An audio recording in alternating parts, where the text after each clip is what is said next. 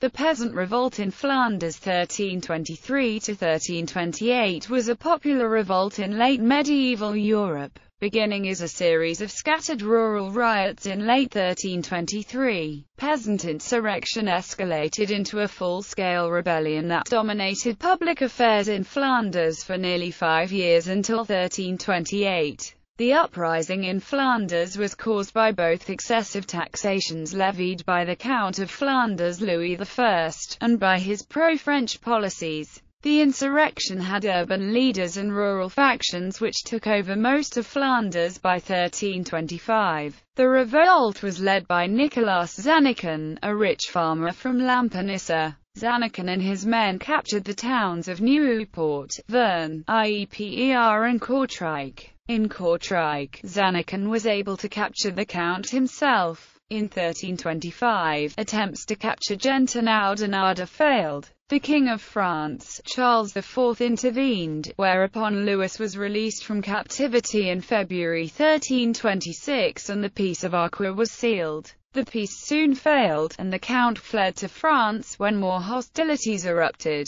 Louis convinced his new liege Philip VI of France to come to his aid, and Zanneken and his adherents were decisively defeated by the French Royal Army in the Battle of Cassel. From peasant uprising against taxes to full-scale rebellion. In September 1322, the old Count Robert III died. Because Robert's son and heir Louis I had died 2 months earlier, the Count was succeeded by his grandson Louis. Louis thus, within a time span of 2 months, inherited the counties of Nevers and Flanders from his father and grandfather, and in the name of his mother held real power in Rethel, making him one of the most powerful lords in France. In 1320, Louis married Margaret of France, second daughter of King Philip V of France, and Joan II, Countess of Burgundy. This marriage alliance and Louis's own French upbringing made him break with the anti-French policy of his grandfather Robert III and great-grandfather Guy I.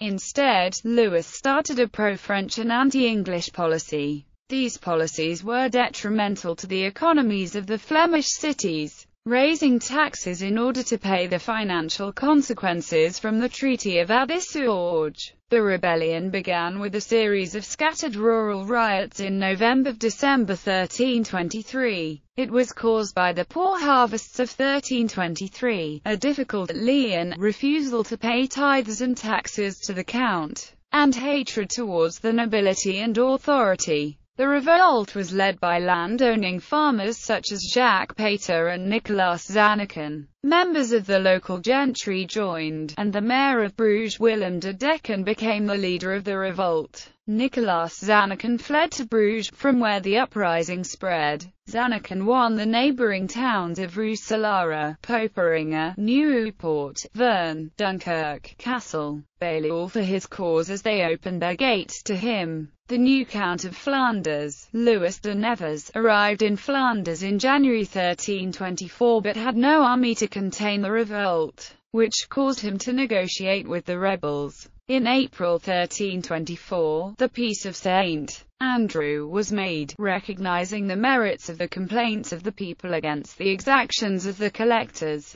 The revolt against the power of the Count. The agitation continued after the murder of a labourer by a knight and the arrest of 6 burghers of Bruges by the Count in Kortrijk. The men from Bruges took up arms, and the Count was captured by the inhabitants in Kortrijk. The Count was brought to Bruges where several of his companions were executed on June 21, 1325. The men from Bruges elected Robert of Cassel, a younger son of Robert III of Flanders and thus the uncle of the Count of Flanders, as their regent of Flanders to lead them in an expedition against Ghent, during which they laid siege to the city. The rebels' numbers were strengthened when inhabitants from Ypres and Ghent, who were driven out of their cities, joined them. King Charles IV of France sent ambassadors to Flanders, who proposed to submit the grievances of the commons against the Count to his royal arbitration. As a prerequisite to any negotiations, the rebels demanded the submission of Ghent.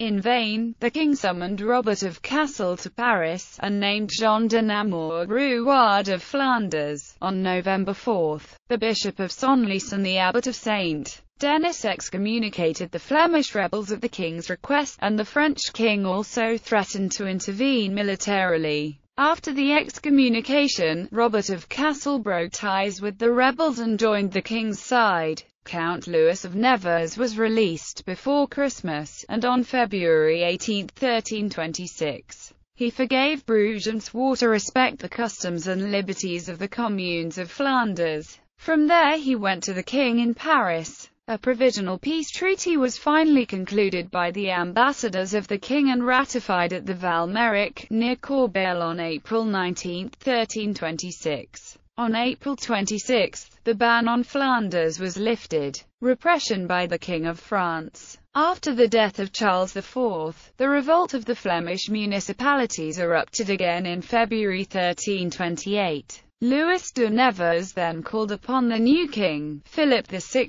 of France, at his coronation at Reims on May 29 to aid the count against the burghers. The king agreed to organize an expedition, and the royal army was summoned to gather at Arras on July 22. The rebels raised enough men to fight the enemy in the open countryside, and the rebel forces met the royal army at the Battle of Cassel, where they were defeated and Zannekin was killed. After his victory, the king returned to France, taking hostages for good behavior among the burghers of Bruges and Ypres. The mayor of Bruges, Willem de Decken, was extradited to France and executed in Paris. The Count of Flanders was left responsible for punishment of the conspirators. The cities of Bruges, Ypres, Kortrijk, Dixmude, Vern, Ostende, Aardenburg, Eesendijk, Dendermonde, and Geraardsbergen were sentenced to pay heavy fines. The properties of those who participated in the Battle of Cassel were confiscated and distributed to the faithful adherents of the Count. The privileges of all the cities except Ghent were cancelled or restricted. In Bruges, the burghers were forced to meet the Count at the castle of Mail and throw themselves on their knees, imploring his mercy.